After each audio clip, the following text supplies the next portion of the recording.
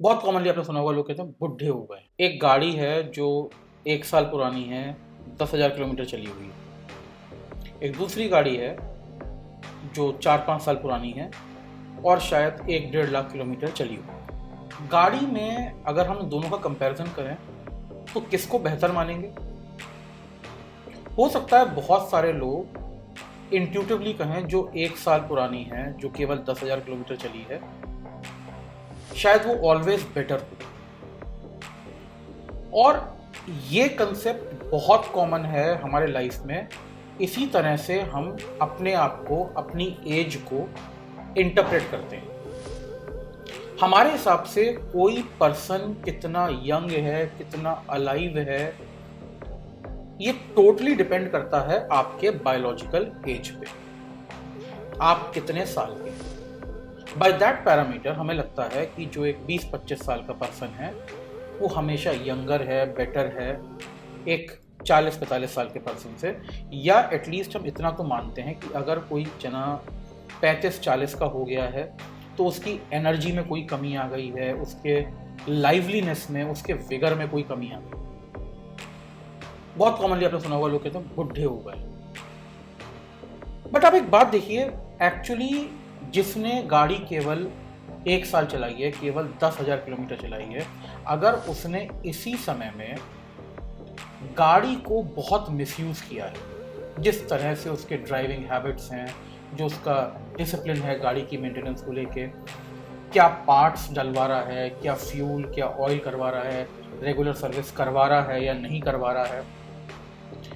और दूसरा जना जिसकी गाड़ी भले ही 4-5 साल पुरानी है, 1,00,000-1.5 लाख किलोमीटर चल गई है, लेकिन जिसने मेटिकुलेटली अपने गाड़ी की मेंटेनेंस करी, हर सर्विस टाइम से हुई है, हर पार्ट चेक्ड है, हर ऑयल, हर जो भी चीज़ लगी है उसमें सब जेन्युइन है और बिल्कुल प्रॉपरली केयर्ड एंड मेंटेन्ड है।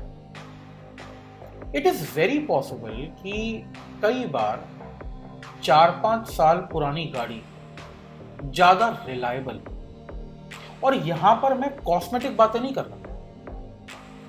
कोई हो सकता है अगर 40-45 साल का है, कुछ बाल हो सकता है सफेद हो गए हों, या हो सकता है बाल ही ना हो, कम हो गए हों, या चेहरे पे हो सकता है थोड़ी झुर्री आ गई हो।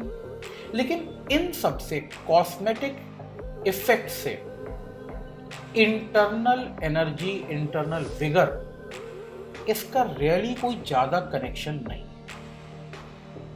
ये एक बहुत ही इंडिविजुअलिस्टिक कंसेप्ट है एज का। अगर आप अपने आप को, अपने थॉट्स को, अपनी बॉडी को पॉजिटिवली मेंटेन कर रहे हैं, it is very possible that with progression of age you might actually become better. जिसे हम कहते हैं बुढ़े हो रहे हैं, हो सकता है कुछ लोग एक्चुअली मैच्योर हो रहे हैं, और कुछ लोग ऐसे भी होते हैं जो कभी मैच्योर ही नहीं होते। उनके लिए केवल बायोलॉजिकल एज अल्टीमेट डिटर्मिनेंट है उनके इंटेलेक्ट का। देखिए, अगर आप अपने आप को यंग रखना चाहते हैं, क्योंकि देखिए एजिंग एक नेचुरल प्रोसेस है, ये सबके साथ हो रही है। बायोलॉजिकल एज को आप रोक नहीं सकते, वो तो साल दर साल बढ़ रही है। लेकिन बायोलॉजिकल एज का बढ़ना केवल इकलौता फैक्टर नहीं होता।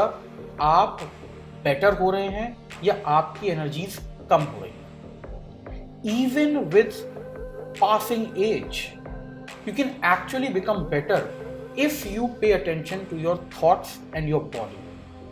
अगर आप अपनी मेंटेनेंस अच्छी रख रहे हैं, रेगुलर रख रहे हैं और उसको एथिकली कर रहे हैं, हर काम जो भी आपके लाइफ का है, it is very possible that you might become more reliable, even better as you age. So do not be worried by your biological age. There is much more to you than just your biological age.